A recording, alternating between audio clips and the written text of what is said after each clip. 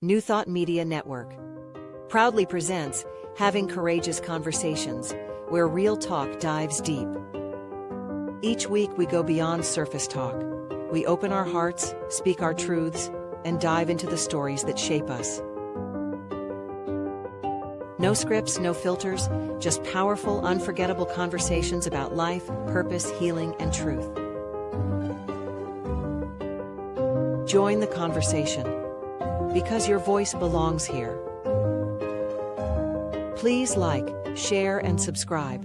Check out our YouTube channel at Having Courageous Conversations or email us at yourshowyourvoice@gmail.com. Now, let's have a courageous conversation.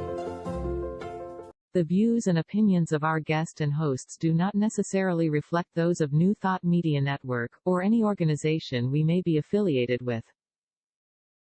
Here at New Thought Media Network, we welcome freedom of speech and courageous conversations. There are many topics that can be difficult to navigate. Challenging the status quo and engaging in lively debate is important to expanding our understanding of one another, and life in general.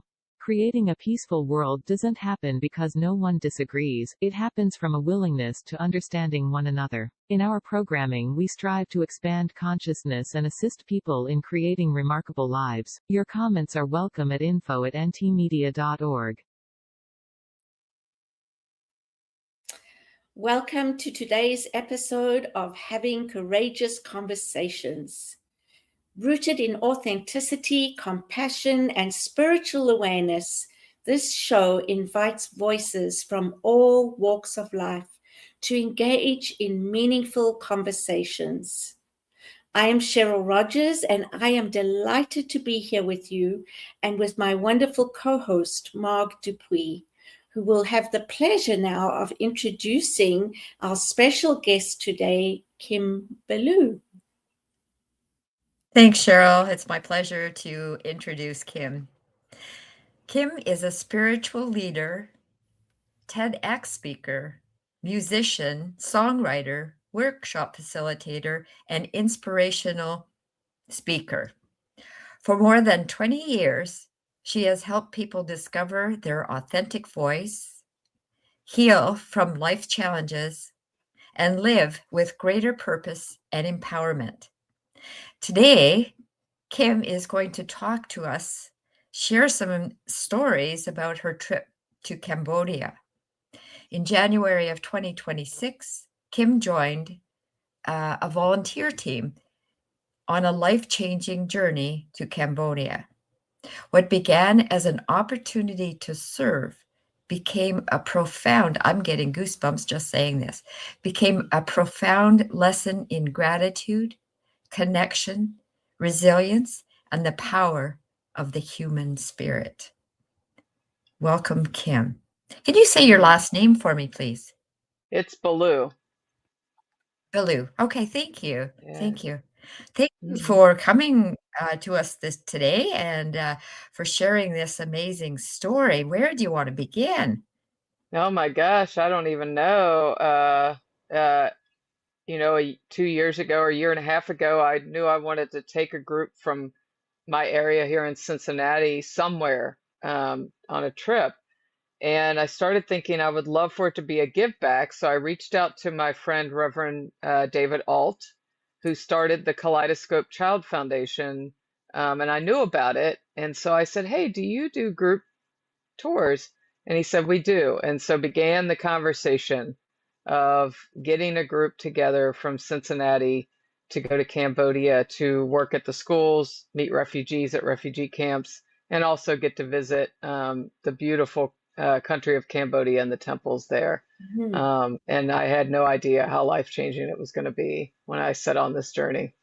Okay. And remind me, you said it, I forget though. When did you start? Like, when did you reach out to your friend? In January of 2025. So Yeah. over a year in the making. Yes. Yes. It took a long time to get it all together. Mm-hmm. Yeah. Wow, Yeah. that sounds wonderful.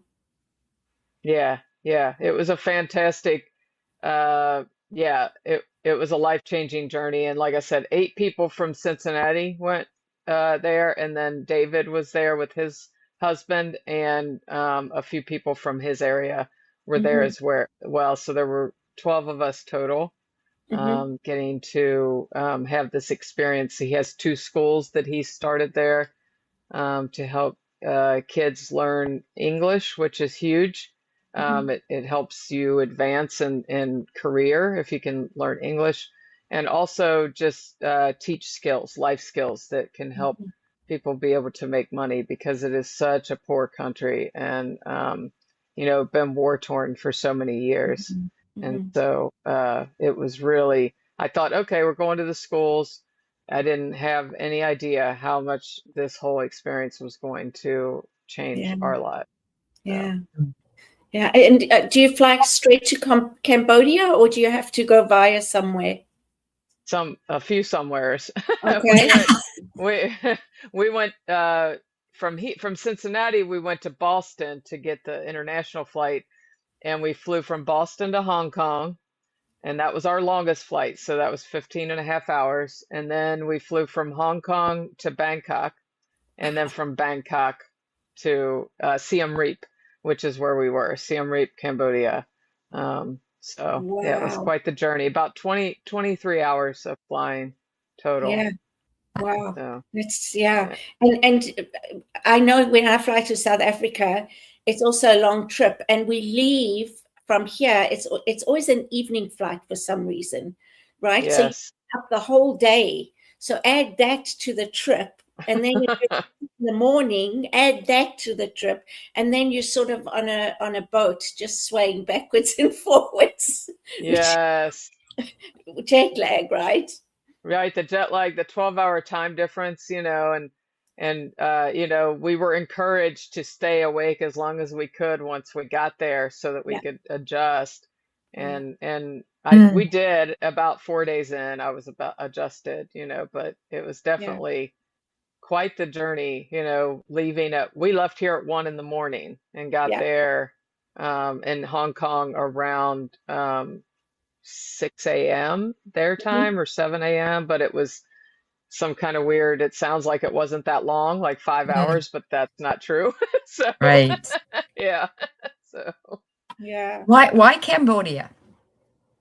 well, because I have friends that do tours in like Scotland and Ireland and all these places that are fun. And I want to do that. And I want to lead a tour there. But I really wanted to do something that felt like it was going to be a give back, a way to grow spiritually somehow, not just a fun, let's all go on a trip together.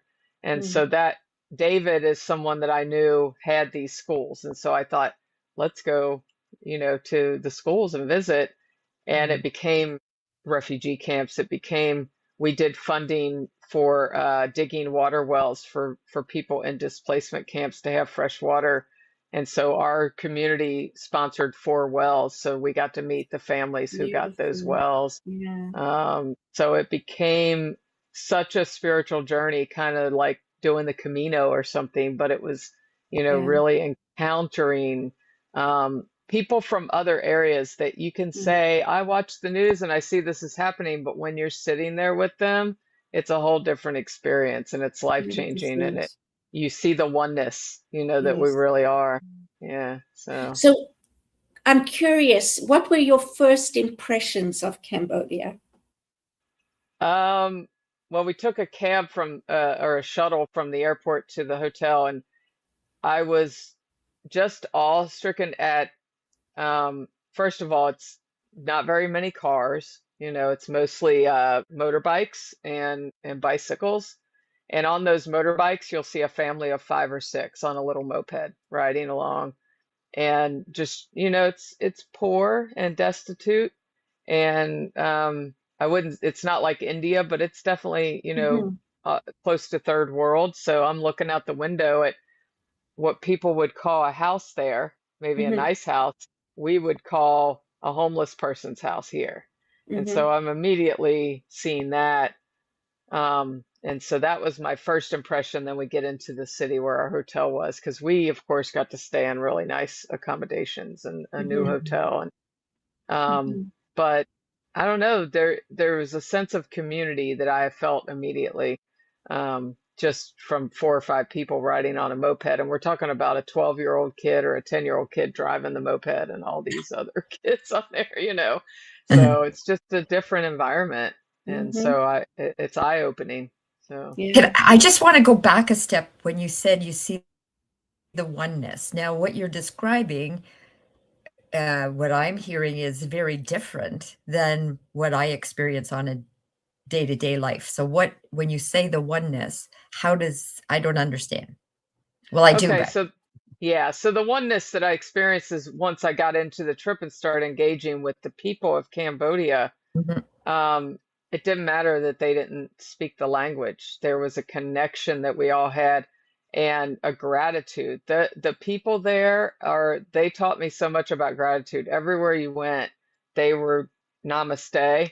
Even the kids as young as 1 year old were doing the namastes and no fighting. So in America, or I don't know how it is in Canada, but in America, you're driving in traffic, people are yelling at each other and they're honking and they're frustrated, and this is a lot of congestion, people, and there's just all of this community of like, I never heard one angry thing. I never saw people upset with each other. And they have every right to be. They're very poor, and they're trying to figure out where their next meal will come from, and they're working with each other, and there's a cooperativeness. And just there was a heart connection that we all felt, and I became friends with the tuk-tuk drivers who I'm now friends with on Facebook, it's like there's just a connection that language just can't define and culture can't define. Mm-hmm. Mhm. So, Yeah, yeah. that's wonderful. Yeah, I've experienced that as well, I must say, in Africa. And there's a joy that comes through. That's even though people are poor, there's this sense of community, of love, of joy, and I've often thought about who is lacking, who is the ones that are lacking anything. And I truly believe it's us, because we've moved Absolutely. away from that connection, from that community, from that love that is just palpable.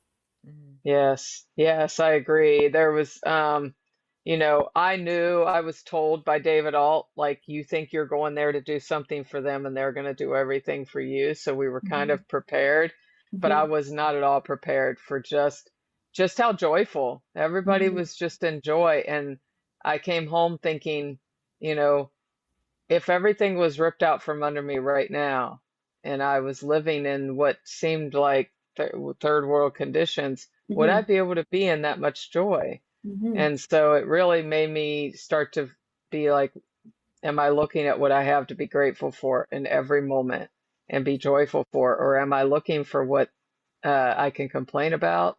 And, because it's kind of a habit. Mm-hmm. And I just felt a deep connection with the people. It's a Buddhist country. I connect a lot with Buddhism anyway, and so that really helped. There, Mm-hmm. you didn't see a church on every corner. You saw Mm-hmm. temples, and I think I saw one other church besides Buddhist temples, which Mm-hmm. was profoundly cool as well. So, Mm-hmm. Yeah, yeah. absolutely. So what was the first excursion that you did into the purpose that you were there for? We went to our first school, so there was two schools, one that we call the better school, and then the one that was even the poorer kids school. Mm-hmm. So we went to the first one, and it was still third world country by our standards, Yeah. school. But the kids greeted us by standing in line and singing "What a Wonderful World" to us, and I just started crying immediately. I was like, you're walking into something, it's dirt and open classrooms and dirt floors and bugs and they're just happy and they're singing to us, "What a wonderful world," and looking around, I'm thinking, yeah, they're telling me, they're reminding me. And so we go in and get to meet the kids and watch them in class, and then um, there's a Buddhist monk blessing. And so the monks show up, and all of us and the kids and the teachers all sit on the ground and receive this blessing. And that was profoundly moving. I still have the bracelet on. from that blessing for non-attachment, and I didn't understand a word he said, and yet I felt every word of it. And all the kids were just, there's just something about like seeing all these kids just sit there and be in that presence, and they were present. They were very present and excited to be a part of it. And I'm like, it just gives me this desire to have that kind of community, and how do I create that from the inside out? So Yeah, beautiful. Is it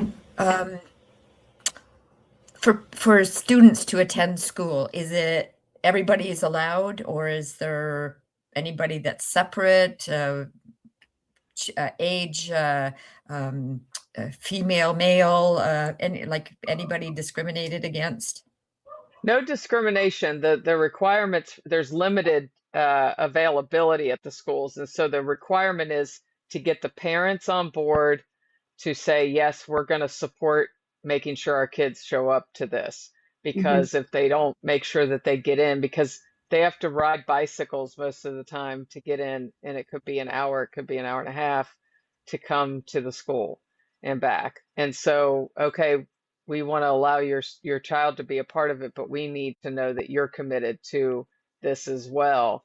And if they're not, and then there's a waiting list. We saw people show up wanting to bring their kids, and they said, we don't have room right now, but maybe next year.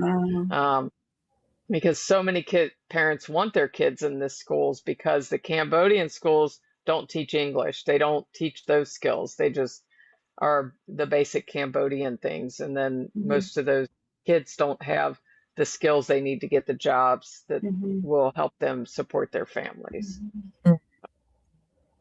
Yeah. You mentioned the two schools, and you said the one that you just spoke about was the better one. What was the other? What was the difference about the other school? So the first one was in the city, so in Siem Reap, near downtown. So that made it closer to, more accessible to everything, because that's where everything happens. The other one was way far out. We actually had to take a shuttle bus, where we took a tuk-tuks to the, to the close school, took a shuttle. It was really far out, in a really, really desolate, destitute area. You could just see the difference in the people's houses, and their school was right next to a Cambodian school, and those Cambodian kids were looking over the fence at us, like what we were doing. They were very curious and wanted to know, and you could just see the difference, and we fed them lunch. So that's what we did. And they all sat on the ground and waited with patience and gratitude as we brought them a bowl of rice and egg, and I don't know what else was in there. And each kid would wait patiently as you handed them a bowl of something, so they were getting this meal, and they were just so grateful. And we delivered bouncy balls. They were so excited to get a bouncy ball, because they don't have the things that we have here. They don't have a bunch of toys and video games, and so a bouncy ball means everything to these kids. And so we played, and it was just a lot more destitute. That's a rural area. Very rural. Yeah. Very rural. Yeah. It was pretty far out. Yeah. Yeah. And these schools are David's schools? Yeah, part of Kaleidoscope. So he has schools in these two in Siem Reap. He has, I think, 2 schools in India, and then he has 1 or 2 in Guatemala. So they're all part of the Kaleidoscope campaign. I chose Cambodia because I've seen a lot and heard a lot about it. So that was the choice that I made. I may go to do the India, or go back to Cambodia in 2028, take another group and go back. I don't know. So, yeah. Fascinating. Cheryl, you had something to say, and That's okay. First. Yeah, no, I was just trying to look up Kaleidoscope. I'll get that from you maybe later. Yeah. What I wanted to ask was about the vegetation, because I always picture things in my mind. And so what was the vegetation like? It was like mostly palm trees, and we saw some coconut. There were coconut trees, and it was tropics. It's a tropical forest. Mm-hmm. When it's a jungle. So we saw wild monkeys. Mm-hmm. We saw, so it was like once you got away from the city, that's what you saw. Mostly was Wow. palm trees and coconut trees and wild Mm-hmm. monkeys and Mm-hmm. um, so and Jungle. sand. It's a jungle, so lots of Yeah. sand and dirt Yeah. roads. There weren't a lot of paved roads. So it was very much maybe like you saw in Africa, a Mm-hmm. lot of dirt roads and like I said, not many cars. There were Yeah. some, but not many. So, Yeah. yeah, Affordability probably. right, And infrastructure, I would imagine too, right? right. And yeah, I don't know exactly, what makes it. I know the American dollar is goes a long way there, you Mm-hmm. know. A American dollar tip is like $10 or $20 to them. Mm-hmm. Mm-hmm. It's just a big deal. So, you could get a massage for $25, or, Mm-hmm. so it was just, but they're hard workers. Everybody wants to work and they want to cooperate and they want the same things that we want. That's what I noticed is they Mm-hmm. want the same things we want, but they're all in joy. Those Mm-hmm. kids at the school were in joy.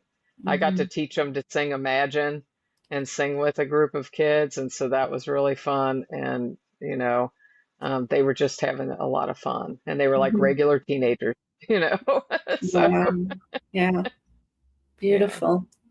hmm Yeah. And did they know English? You're teaching them to sing. Did they know that what They words they were singing? Not when I started. They knew very little bit of English, but they had never heard the song before, including their adult music teacher. So we learned it all together, and we had 3 rehearsals, and they played their ukuleles, and they learned how to play it, and we all sang it together, and are very smart and very fast Mm-hmm. learners. So Mm-hmm. we did it at what's called their certificate graduation. So at the end of our trip, we got to go see kids, advance to the next grade or graduate, and we sang it at that Yeah. ceremony. Yeah. So Oh, how yeah, beautiful. How special yeah, and memorable for them too, for yeah. you guys and for them. Right. Yeah. Mm-hmm. And I'll probably never see those same kids again because they'll be somewhere else by the time I'm back there. Yeah. So it's really remarkable because I'll remember them forever. Yeah, for sure. hmm Absolutely. And how Yeah. was the temperature? Because January, The I temp would imagine, is quite hot. Yeah, well, January is still their winter, but for us it was nice. It was in the 80s. Oh. For Mm. them, it was cold. So they were wearing 3 or 4 layers of long sleeves, and we were like in shorts and tank tops, because their summer was coming February, March, monsoon season, and so it was, I guess, right after we left, it was started to get in around the hundreds. Wow. Um, 80 so degrees and they're cold. yes, I was like, why are they wearing pants? I don't know how they can do that. And they were like, oh, it's cold, but So it must get really hot in summer. yes, yes, I think it's well in the hundreds there in the Wow. summer. Yeah. Yeah. Right, So, Yeah. incredible. yeah. Yeah. Most profound moment. Hmm. I think visiting, there's two, we visited 3 refugee camps.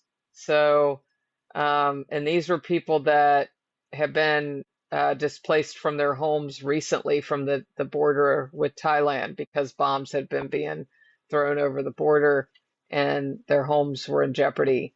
And so the first one that we visited was inside a Buddhist temple, and all of these adults were sitting on the floor waiting for us to deliver bags of rice and food to them, and that we had put together that week. And just profoundly looking at how calm they were, how they all came dressed in their best, Mm. and they were grateful. And they just were like, you would stand in front of someone and put a bag of rice and a jar of fish, and they would say thank you. And I try to think about, it was so moving to think that just a few weeks ago, they had a home and they had a life and they had a job. And here they are on the floor of this temple getting rice and saying thank you. And yeah, it was profoundly moving. And then the displacement camps where the water wells were was probably this equally as moving, because those people they've been displaced outside the city so far that they can't get into work. They have no water, no bathroom, no way to grow their own food. So when we dig a well for them, then they have a way to access something that's going to help them. And we met our first family was a baby sitting in front of a bowl of something, completely naked, just sitting on a table, eating with their hands, and the grandmother running out to tell us how grateful she was for this water that we were providing, And on the last one, they had so many kids, they tried to give us their baby, said, please take our baby with you because we can't take care of the baby. And we all got in the shuttle and cried, at that, at that feeling, what that must feel like to say, I can't do it. Can you do it? So yeah, those are love your two baby big so much. Yes. You want better for them to be able to give them away with such love. It's heartbreaking. Yes. And that we knew we couldn't do anything about it. There's no adoption outside the country in Cambodia anymore, or anything like that. So yeah. And how long have they been displaced for?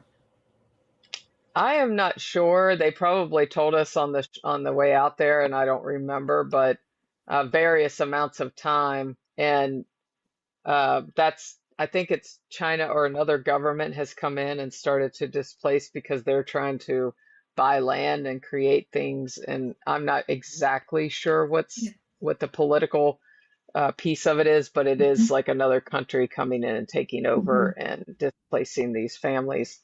And when you put them so far from where they can make a living, it just makes it difficult. And then no water, no way to even care for yourself. So David has, discovered this. This has been 20 years that these schools have been there. And he, started this. So when you go on Kaleidoscope's website, you can donate to any one of these things. You can say, I want to buy a water well for $450. A family suddenly has fresh water that they can do something with. Or a bicycle for a kid. We gave 65 bicycles away while we were there to kids so they could get to school easier or into the market, or and it's refurbished bikes. They're not even brand new. They're refurbished. And they were so happy to get those. Are you referring to your Unity community, or who are you referring to? The group that went, so the group as a whole got to go give 65 bicycles to the poorer school kids, and their parents came and thanked us, and and it was just amazing. A really wonderful moment. So those are the most profound. Oh my gosh, I got emotional just listening to you. I think if I was there, I would be bawling. It was after I came home, it was like you kind of had, each day you have things that you're doing. So, it was like once I came home, it all kind of hit.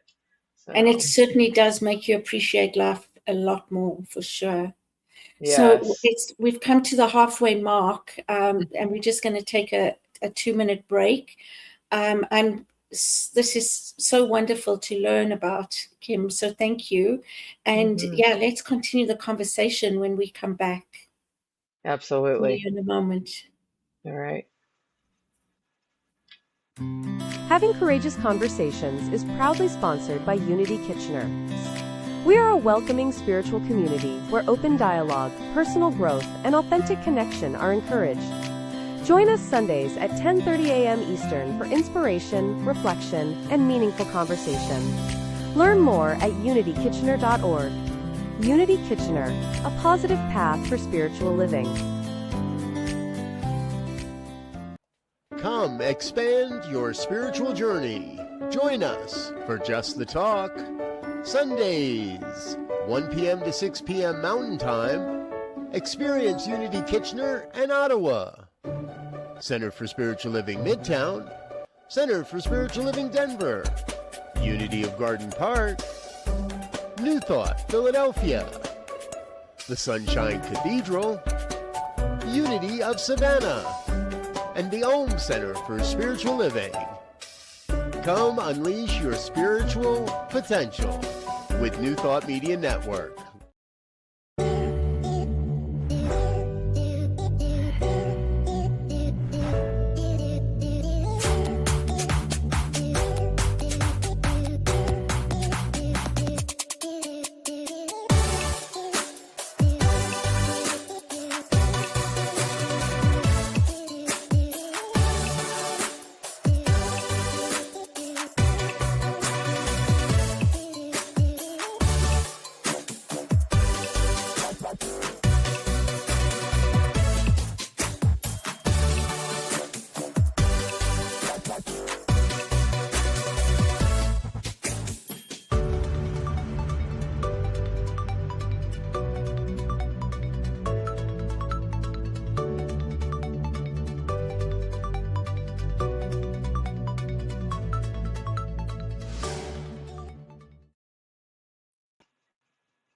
Welcome back.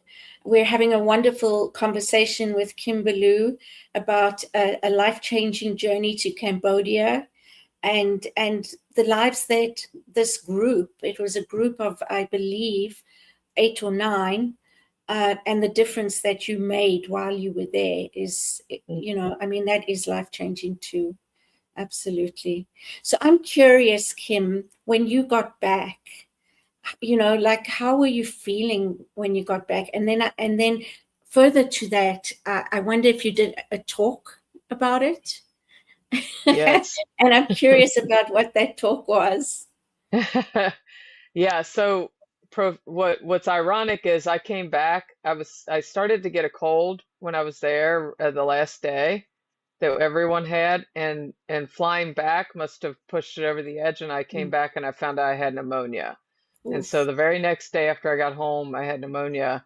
And so I immediately, because of my experience there, dipped into this gratitude that I could go right down the street to a clinic and get medicine because I had pneumonia. And so immediately I was like, I wasn't feeling sorry for myself. I was like, man, am I grateful that I'm here so I can get it taken care of. And yes, I did a talk. I was emotional. I have been changed by it since, but profoundly feeling it for months after I came back. That there is nothing that I have to complain for. It doesn't matter. And so it just changed me. And I've done the talk many places. I did it at my home center.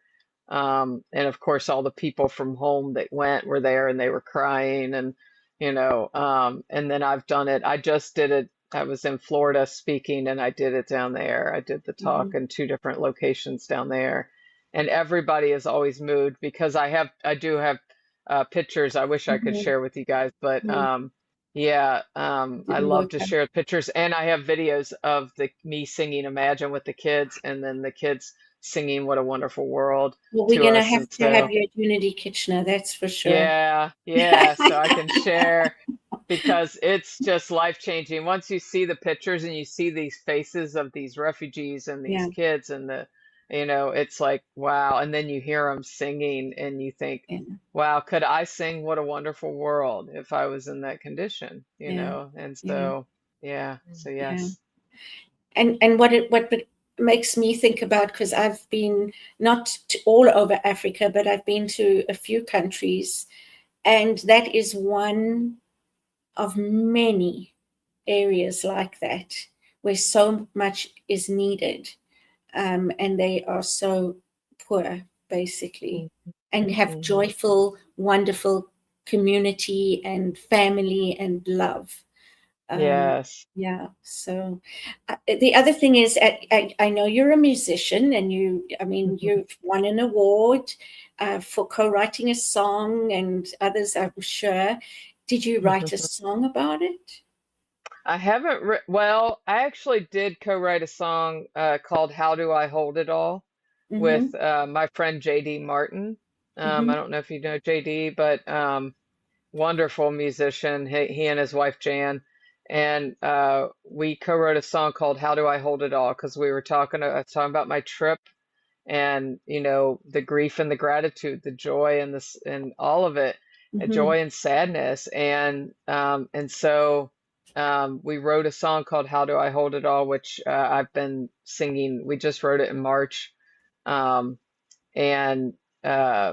sharing it around. It'll be recorded soon. And I did, by the way, just win my second posse for another song that I wrote a few years ago. So I'm really grateful. But yeah, How Do I Hold It All is not anywhere that you can listen to it right now, but because it's so fresh. But if I come there, you'll get to hear it because I always sing it with this talk. Not if, when. When I come there. I've never been to Canada Yes, yes, anyway, yes, yes. so this will just be my opportunity. So Oh, I've got my passport. I'm ready. That's wonderful. Absolutely wonderful. So Kim, you've taken gratitude to a different depth, it sounds. Is that I can't correct? hear you again. I'm Oh, so no. sorry, The Marg. question is, you've taken gratitude to a different depth? Yes. Is there something else that you've taken deeply with you in addition to gratitude? Another profound experience? Is there something else that you've taken with you in addition to the gratitude, another profound experience? Yeah, so yes, definitely my gratitude is deeper, and I have not strayed far from it. You know how you'll have an experience and it sinks in for maybe a month, maybe 2 months, and then you kind of forget. Yeah. That hasn't really happened to me. This has just hit me in such a profound way. It's like, it's life-changing, like Unforgettable. life or death, unforgettable. And remind me the second part of the question again. I'm just wondering that, the gratitude has really stuck. Is there something else that's gone boom and you're living from that as well? Is there something else that's struck and something that's sort of gone boom in your life and you're living from that as well? Yeah, I've had what I call a really profound spiritual awakening since then, that I know that was the launch pad for, which is um, what is worth my time? What am I choosing when I'm choosing my thoughts, when I'm choosing, how I want to live my life? And so that's been inner peace that leads to outer peace. And I see the people of Cambodia living that outer peace, which means they have a practice that they do in their life. They're choosing in every moment to see the thing that they have to be grateful for, or choosing to not focus on the things that could be focused on. So that's been profoundly life-changing. And to know that they're not on the other side of the world. They're right here. Those people, that connection, that experience is right here. How am I destitute within, and how do I ignore the things that are right in front of me, and not see and open my heart to that? And so there's so much, I could go on and on, but I've been profoundly changed by it. And even the people in my life have said that I'm different, because they can tell that, what am I choosing with my life, with this one life that I have? So, yeah. Absolutely. Thank you. Yeah, that was lovely. Thank you for sharing that. And great question, Mark. Thank you.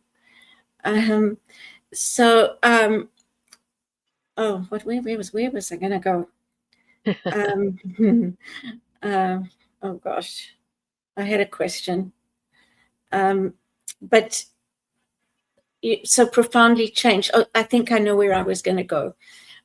Everything I would imagine, and correct me if I'm wrong, everything you do, you think about that, you compare it to. Yes, absolutely. Let's say before going to Cambodia, I could, as spiritual leader of a center, you have a lot of people that have a lot of opinions and a lot of feelings about everything that you do. Mm-hmm. And in the past, I could do something like, oh, well, that's going to make me feel upset, or I'm going to, choose a certain emotion. And instead, I breathe and I think and I'm grateful. And yeah, so it's just a profound change. Mm. Yeah. Yeah. I remember going to Mozambique once, and when we stopped I knew how poor people were there too, and the kids, and I took sweets with a big bag of sweets, and we stopped at a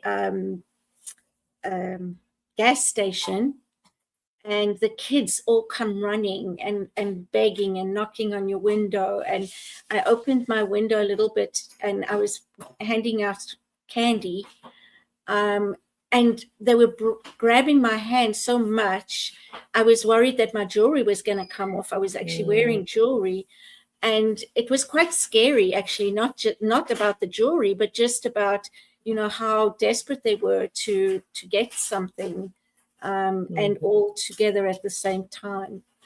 Yeah, yeah, yeah. We were told, we went out. So one of the things I haven't mentioned is, there are minefields, because from wars back starting in the early 1970s, and there are people that just are working in their fields and have gotten blown up by these mines. And there are these bands of men that sit around playing music with no limbs, blind, no arms, playing joyful music that have been blown up by these mines. And usually when you're around those areas, there are people parked trying to sell you things, so you're walking to the bathroom and please, buy this, and there's little kids, and and we were told, if you start to give one, watch out, because there'll be 1,000. Yeah. And if you don't have enough to give to the 1,000, then you have to. And it was heart-wrenching. It was because this little kid was like, please, just for $1, buy this pen, and we knew we couldn't do that because 500 other kids were going to show up and we didn't have the means. And it was that same kind of desperation. And how do you think about your own desperation and how that's played out in your life? So that's what I bring back. And, do what you can with what you have where you are. That has been my gift, is like, okay, can I do it? And what do I have? And what can I give? And a lot of it is sharing this experience and living gratefully and showing other people how to do that. I believe it'll have a life-changing ripple. So Yeah. Well, I hope that it inspires people to go and experience it themselves. Yes. Yeah. Just because it is so life-changing. It's a spiritual experience. It is. And to connect with the people as much as you can. And, some of the people on the tour went on to visit other places like Vietnam and that, where I came right on back. But some people stayed for a whole month and did things. So, yeah. And how long were you there? Cheryl, could you? Oh, how long were you there for, Kim? I was there for 9 days. So, and then the 2 days flying over, 2 days flying back. Yeah. And what about experiencing the city? How was that for you? It was great. I walked everywhere, you go to somewhere and people here have all this fear. Oh, you got to be careful, and I didn't experience any of that. It was like, keep your things close. And I was getting all this stuff together to keep myself protected. And, I wasn't stupid. I wasn't going to leave my bag of money laying around, but I never felt unsafe. I mean, we went out during the day, we went out in the evening.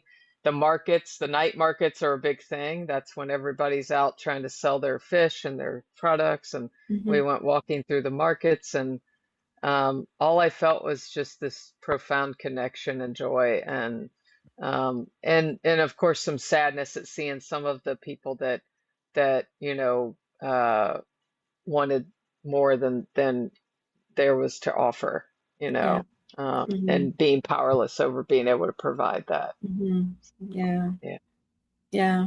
It's interesting because I often think about that, and I often, like when I'm in the shower, for example, I'm grateful that I have water. I'm grateful that I have hot water. I'm grateful that I have cold water. I'm grateful that I have water at all, right? And there's times that I've felt guilty, and that is also, you know, something that's that can be, I don't know, something that needs to be worked through, let me say, right? Because Yeah. feeling guilt is not going to change anything. And I know that, and I recognize that. And I've always felt very privileged when I've gone to those areas, and just wanted to share and give back as much as I could. You know, even Yeah. seeing adults working, like I'm sure in the hotels, we had, you know, people who were cleaning our campsites and things like that, you know, and they're earning like, I don't know, not even $5 a day, you know, and things like that. It's just, yeah. Yeah. Yeah. It's the same for me. You know, the houses that people lived in were open air. It was built of pieces of things they found on the side of the road. And there would be 10 people living in there, and they would have these hammocks hanging from the ceiling where the babies would sleep, and they, you know, and rudimentary. And so, of course, I'm like grateful. You know, I do the same thing. I have these walls. I have AC. It's really hot here now. It's, you know, I'm grateful. And it doesn't mean it's, you know, I've had to work through the, okay, so what can I do? And, you know, just because I know someone who's suffering from cancer doesn't mean that I need to have cancer in order to Exactly. have compassion. And so that guilt, you know, of I don't have that right now and you do, doesn't serve either of us. And so Yeah. what can I do that serves us both? And that Yeah. is have that gratitude. And if I can help, I do. And how can I live in a way that raises awareness and compassion for all people? It's really about that, because if we all lived in the whole world, all 8 billion of us, with that kind of compassion, there wouldn't be any destitution. There wouldn't be. And Absolutely. so that's the whole deal for me. It's not about me shrinking myself down. It's about being Yes. big enough to show up with more compassion. Beautifully said. Thank you. Yeah. Yeah, that Yeah. was beautifully said, I must say. And yeah, I'll listen to that again and hold that truth for Yeah. myself. Yeah. And I see Mark said, what was the food like? And sharing, yeah. The food, well, first of all, you could get a little bit of everything there. And I have to be honest, I'm a very selective eater, is like what I like to call it. But there were so many choices. Our hotel had a breakfast, you know, buffet, and you could get everything from traditional Cambodian. It's like the soup, you know, you have the broth, and then they put all the stuff in it. So they had that, and you could get fried eggs, and then you could get croissants, and then you could get sushi, and then you could get, you know, but there were Italian restaurants because there are a lot of people that have opened places there. But my favorite place was a place that we found in walking distance of the hotel, Cambodian owned, and they do a give back to the women there, and to raise awareness. And so all half the money goes towards this give back. And they made everything Cambodian, American food. I had a salmon dinner, you know, a couple times, and yeah, so it was just a little bit of everything, but wonderful. And we got to go do a traditional Cambodian meal at the end of the trip with all the teachers from the school, where they give, because we all got to put money in to give these teachers a little extra, and so they got their rewards, and we got to go be a part of that. And I will say I wouldn't eat most of what they had there, because I'm not used to it. But you know, it was, you know, they had like a big, almost like a fondue, and then they would bring in like different types of meat and fish and things, and they would throw it in there, and vegetables. Yeah, that I was not familiar with. Right. So, Yeah. Yeah. And you don't know yeah. what the meat is either. Right. Or do They you? told us some of it, and I can't remember, but I do remember thinking, and they eat rat. They eat, a Yeah. lot of things there that we don't eat. Yeah. So I was like, I'm gonna steer clear. And we were told kind of not to eat too many of the really traditional because Mm. it would make us sick, Mm-hmm. because we're not used to the water. Even if it's filtered there, it's not what we're used to. And Right. so I didn't eat a lot of the stuff that wasn't filtered, or, I knew Mm-hmm. where it came from. So, Yeah. Yeah. yeah. Yeah. I think it may, when you said they eat rat, for me, it's about survival, right? Hmm. They eat whatever they can because they have nothing else Right. at times. At times, yeah. Absolutely. And grasshoppers are a delicacy over there. Mm-hmm. So one of the displacement camps where we did the water well, they showed us they had a grasshopper farm, because they fry those, or they dip them in chocolate, they sell them, and that's a way for their family to make money, is if they Yeah. have enough grasshoppers, Yeah. they can go and sell those somewhere. And Yeah. so, I'm sure if they came here, they'd think some of the stuff we eat is hideous, so Mm-hmm. Mm-hmm. just honoring the fact that they are resourceful, and Yes. eating what they can. So Exactly. Resourceful. Did you try a yeah. grasshopper? Yeah. Did you try grasshopper? No, No. I was worried about getting sick. I was very I played it really safe. I didn't try a whole lot. We did get to go to a Cambodian circus. That was one of the treats we got to do, which was kind of like their version of a Cirque du Soleil. Mm.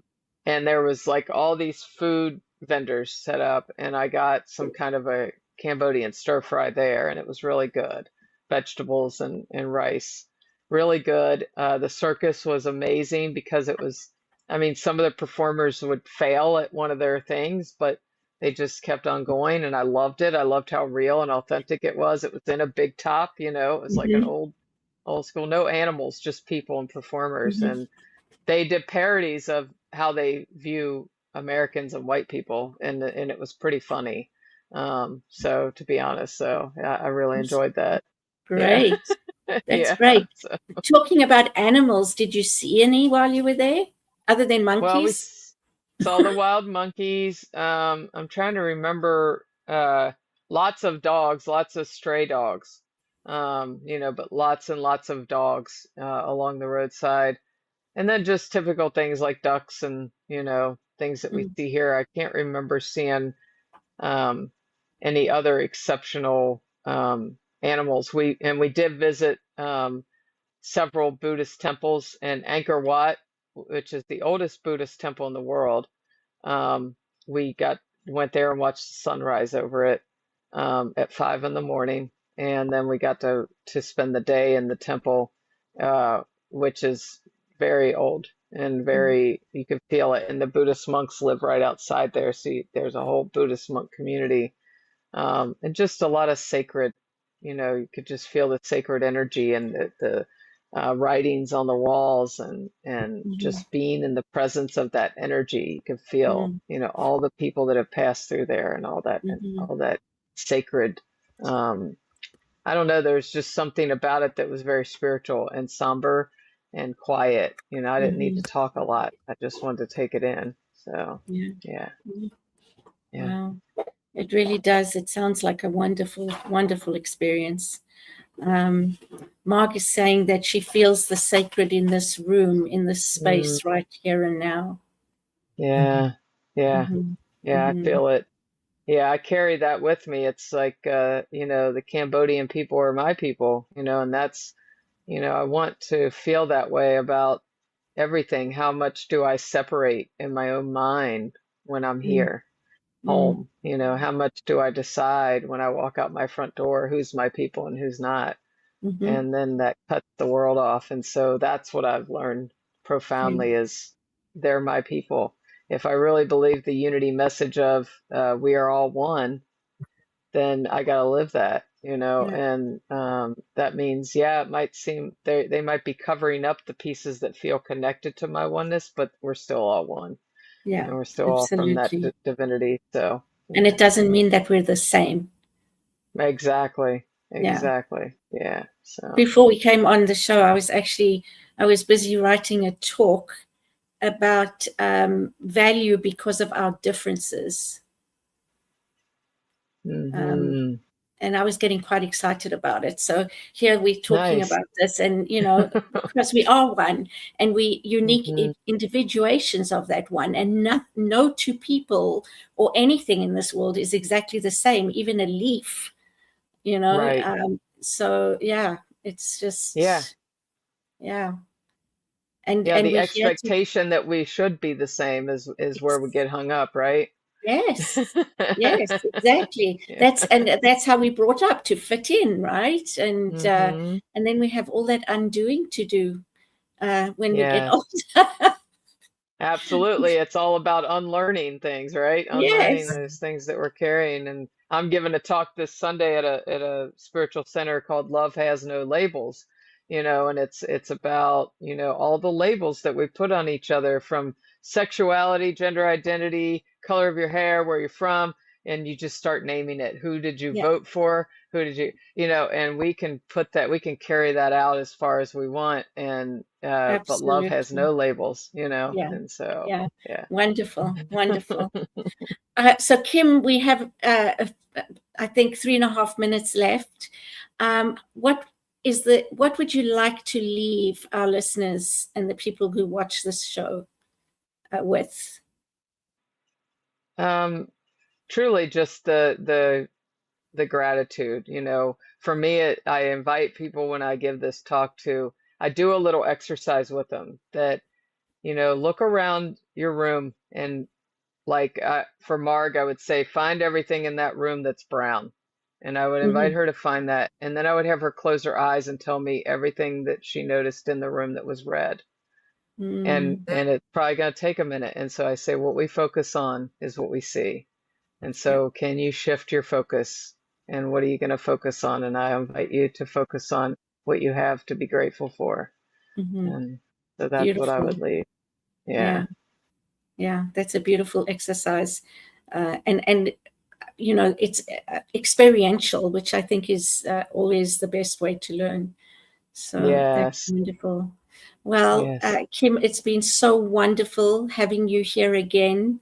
Hmm. Congratulations on your new win, Yeah, and thank you. your new song that Hmm. I look forward to hearing when it comes out, or when we have you as a Yes. speaker.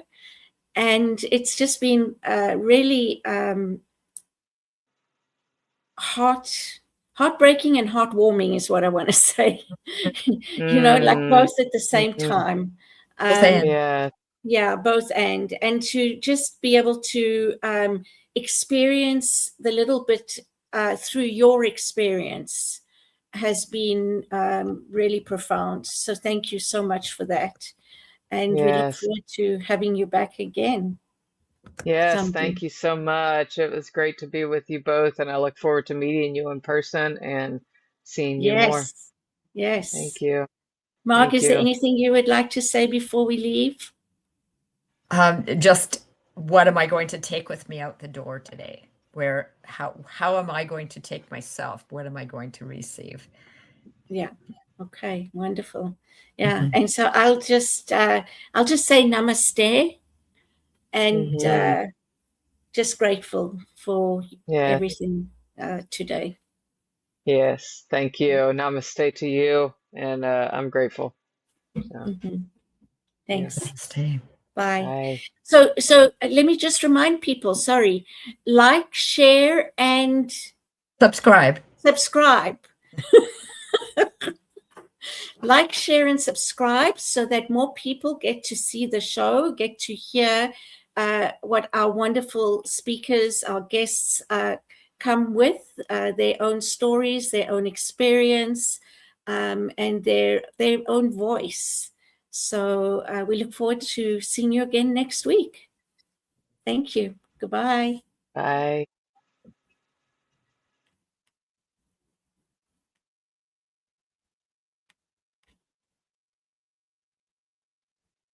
On behalf of everyone at New Thought Media Network, thank you for being a member of our virtual family. Your financial contributions help share the New Thought message with people from around the world. Please visit and contribute at www.ntmedia.org/donate. New Thought Media Network, come be you. And please like, share, and subscribe. Until next time, peace and blessings.